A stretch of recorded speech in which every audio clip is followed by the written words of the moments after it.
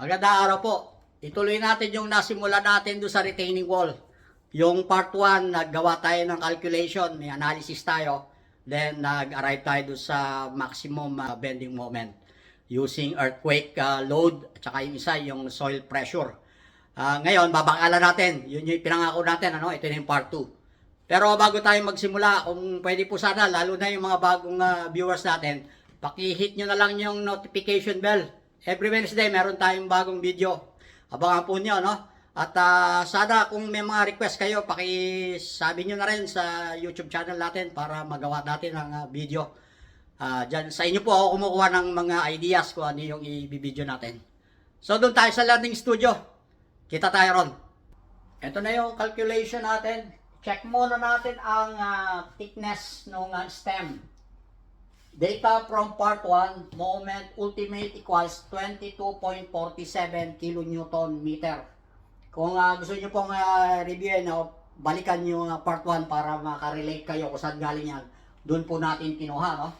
Itong P ultimate natin, galing sa pressure ng soil.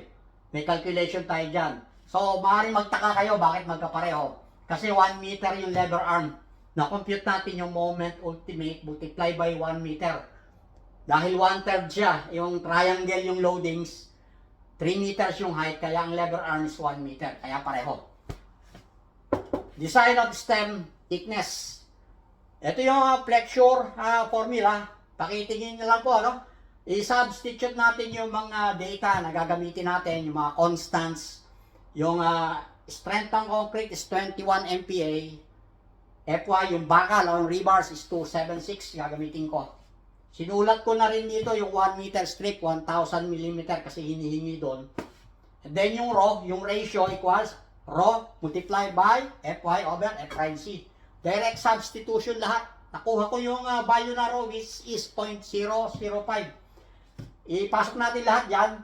Makukuha natin yung D, yung thickness. Actually, hindi siya thickness. Effective thickness mula ron sa outer face ng wall, yung side na kung saan nandun yung lupa, yung tambak, papunta roon sa rebars, yung center ng rebars doon sa kabilang side. So yun yung D. But kung gusto ninyong makuha ang total thickness, kasi chine-check natin, ito yung assumption natin nung una, 300 mm sa part 1 kung naalala nyo. Check natin kung sufficient yung assumption natin. Kaya natin kino-compute sa flexure. Ang hinihingi niya 137. But kailangan natin dagdagan ng cover. Kaya kung titingnan niyo rito, yung calculation dito, 137, ito yon plus 50, cover, clear cover. Plus yung kalahati ng rebars doon sa kabilang side. Will give us 197 mm. Let's say 200. Round off na natin sa 200. T-supply equals 300. Ito, yung last time.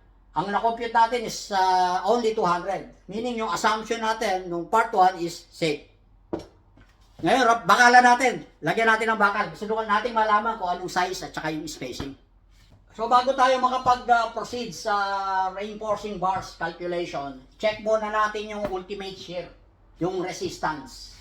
Ang ultimate shear is 22.47. Meron tayong multiplying factor, 1.6. Ang total ultimate shear is 35.95 kN. Shear resistance, ilalaban natin siya sa shear resistance. Ito yung resistensya ng design natin na 200 mm na concrete stem. Ito yung formula, 0.17 square root of F prime C BT.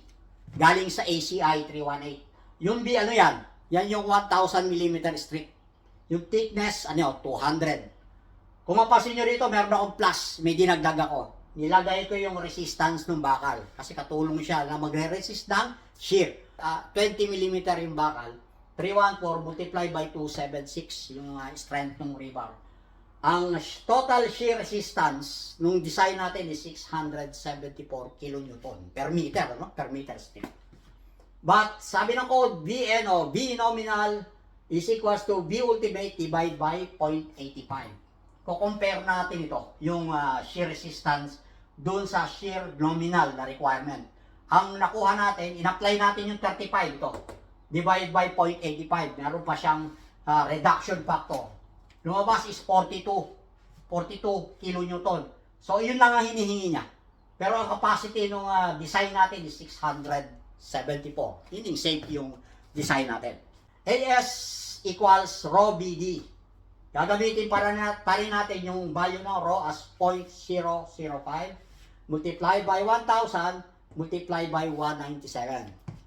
Substitute lang natin lahat, yung calculation. Makuha natin is 985 square millimeter.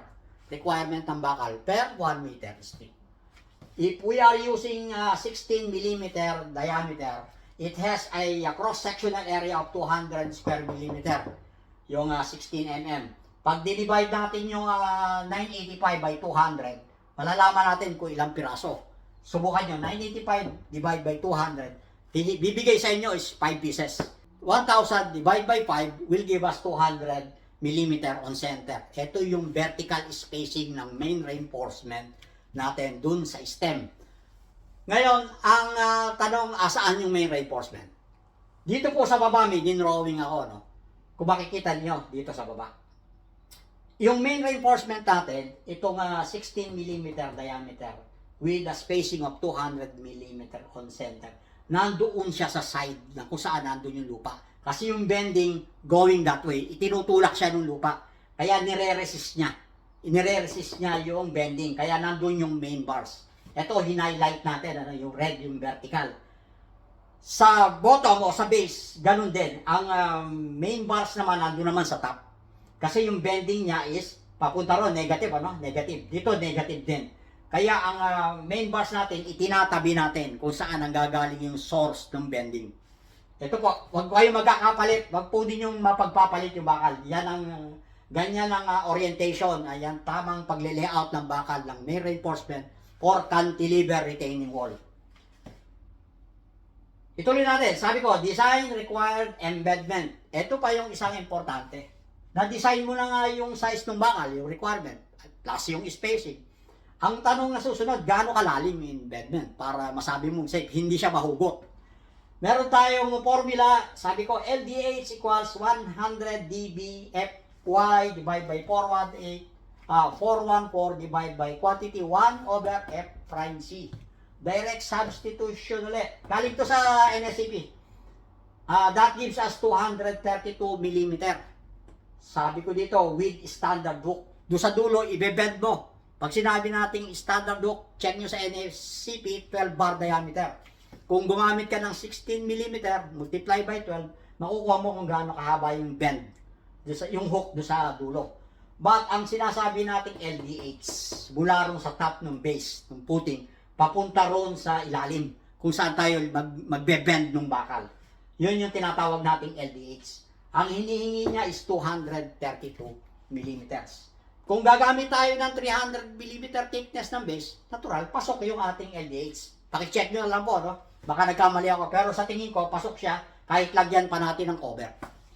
Yun po, sana nakatulong at gustuhan ninyo nakumpleto natin yung design nung kinalculate natin sa part 1. Dahil pangako natin, magagawa tayo ng calculation for rebars and then yung checking ng shear at saka yung bending nagawa natin, na design natin. Like and share na lang po kung nagustuhan niyo yung topic at thank you for watching. God bless.